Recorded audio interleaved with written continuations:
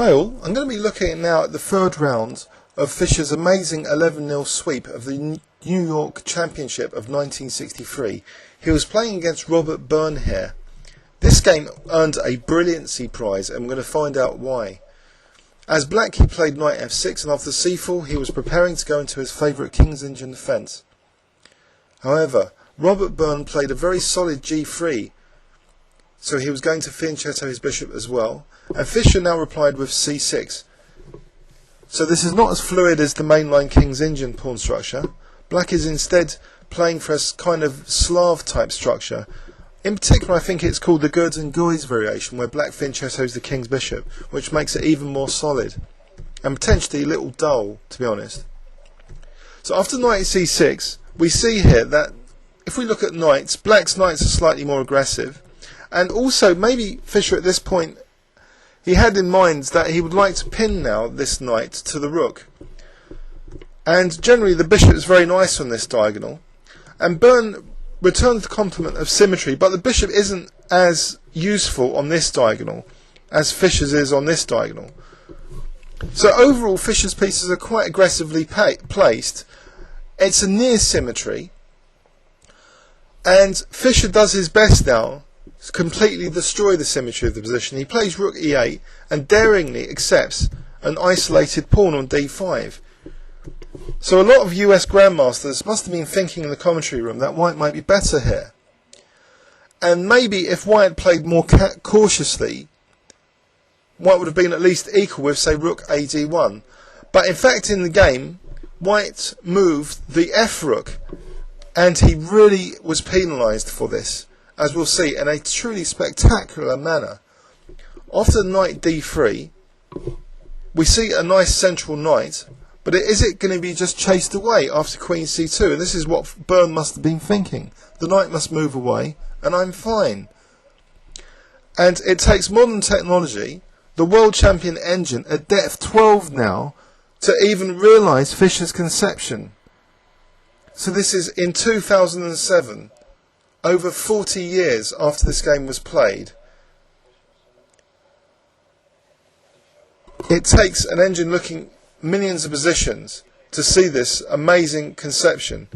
Knight takes f2, seemingly giving up material nebulously after king takes f2, knight g4 check, as though black is just going to get this rook. So it will be two pieces for the rook and a couple of pawns. That wouldn't have been good enough. Let's see, if queen d2, and if Fischer had just played knight takes d1 here, black still got this horrible isolated pawn, and white would have been clearly better here. This is the start of an incredible conception though. I'll give you 5 seconds if you can see if you can spot Fischer's move. 5, 4, 3, 2, 1. He played knight takes g2. Wow. Fischer had seen all this, because the idea of this is a fantastic pawn sacrifice now, making this bishop a formidable force on this diagonal. As we'll see, knight takes d4, bishop b7 check.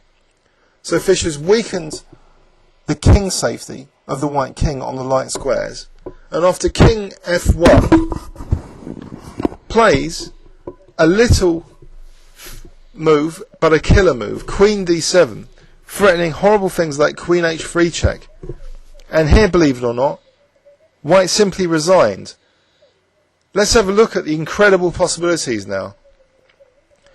Let's say queen f2, defending the knight on d4, then queen h3 check, king g1, and there's a beautiful move here, rook e1 check.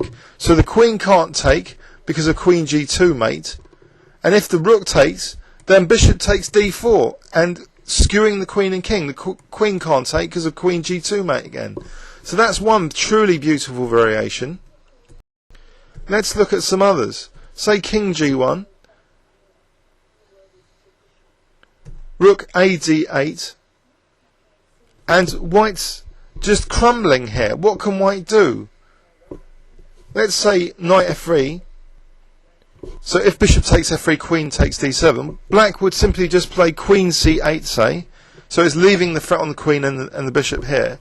and white's completely overloaded. So let's see queen c2, just bishop takes f3, and black's hugely better again, crushing. So this is starting to look like a hopeless position, and we're starting to see why white resigned. Knight ce2, queen d5, crushing on this diagonal.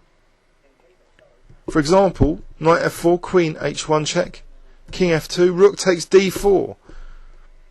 And it's all over with this beautiful move, because if queen takes d4, queen f3 check, and my assistant says mate in 3, king g1, rook e1 check, beautifully deploying the rook, rook takes e1, bishop takes d4 check, and black would have to interpose the rook, bishop takes e3 mate. So this final position is pretty spectacular, and it's an amazing conception. All started with this accepting of the isolated pawn, but this knight takes f2 with this idea of this bishop being lethal on this diagonal. So it's rewritten attacking strategy for the middle game, in effect.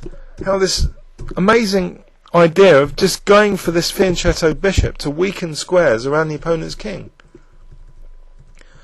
Let's look in overview and summary of this Brilliancy Prize game. So d4, and Fischer didn't play a King's Indian type pawn structure, he played a very solid, stodgy Gurdon guys type structure. But the symmetry was broken with this absolutely radical plan of going for e5, allowing the isolated pawn, getting what seemed to be a momentary excitement with the knight coming to just take the rook, but instead history was written, a Brilliancy Prize was created. Fischer played knight takes g2 with a stunning pawn sack and a fantastic bishop on the diagonal, and a final little finesse of queen d7. A truly remarkable game in the history of chess. I hope you enjoyed that and find it quite instructive for your own attacking games. Thanks very much, and see you on YouTube.